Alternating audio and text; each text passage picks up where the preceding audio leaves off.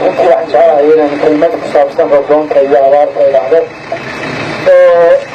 waxaan dadka reer abaarta jooga leeyahay warkiisa saamaxa. ilaahay subxaana watacaala waa inoo naxariisanayaa saamaxa qalbigiina wanaajiya. dhibtaa haysataa in badan oo ka mida dadkeenana u taraaxuma oo isu naxariista. ilaahay wuxuu yidhi dhulka isaga naxariista aan samada idinka naxariiste.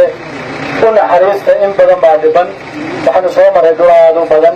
waxaa nooga muuqday runtii dad aad iyo aad u daciifa oo dhibaataysan oo laga yaabo magaalooyinka inaan duruuftooda sidaa looga warhayn.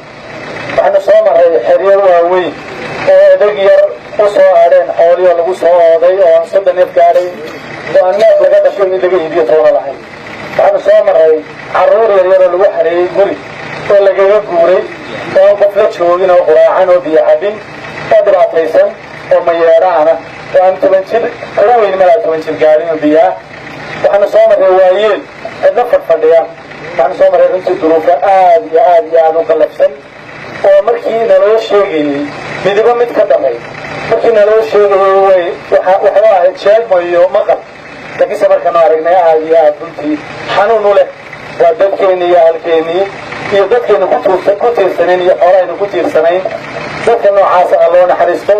waxaan aaminsanahay runtii haddii si wacan loo organise gareeyo loo abaabulo oo magaalooyinka waaweyn dadku ka sameeyaan abaabul fiican ka sameeyaan oo dadka oo dhami waxoogaa dhibtu inay u kala badan tahay. dhibaatadu way jirtaa, waa ballaaran tahay, waa u kala badan tahay, waa kala daran yihiin.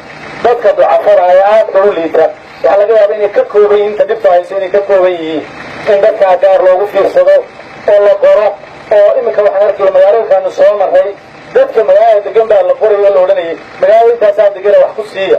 wax laga yaabaa in qaarkood meelo fogfog yaalina ku bakteeya, in qaarkood daciif yihiinoo kii la dhaayo kii kale madaxdikow loo odhanayo. marka waxaa leeyahay dadka noocaasa hoose loogu fiirsado, aad iyo aad ha loogu bog yeesho. intaa kadib ilaahay waxaan ka baryayaa ilaahay subxaana watacaala inuu naxariisto. ilaahay waxaan ka baryayaa inuu dembiyadeenna dhaafo. ilaahay inuu qulubteenna isu soo jeediyo. ilaahay subxaana watacaala inuu xilkamada khayr qaba inooga furo. dhulkana ilaahay subxana watacaala baraka inuu inooga soo saaro. ilaahay subxaana watacaala midaan xoolaha iyo dadka inaga dhibin oo khayr la ilaahay subxaana watacaala inoo sugo. ilaahay waxaan ka baryayaa mid walba halkiisa ku deeqa oo aanay isugu guurin oo isku cidhiidhin oo isku dhibin oo isku riixin. ilaahay inuu samada inooga furo ayaan ilaahay subxana watacaala ka baryaya. ilaahay waxaan ka baryayaa geedo iyo oo waxuu ka soo saaro dhulkoo baraka leh oo ilaahay subxaana watacaala inta daciifkaa ilaahay subxaana watacaala iyo inta ladanba gaadhsiiyo isagaa gacmihiisu wax gaadhaan, isagaa deeqdiisu meel walba gaadhaa. ilaahay subxaana watacaala inayn taasaynu weydiisanayna inaguna aan toobadkeenno ilaahay subxaana watacaala u toobadkeenno.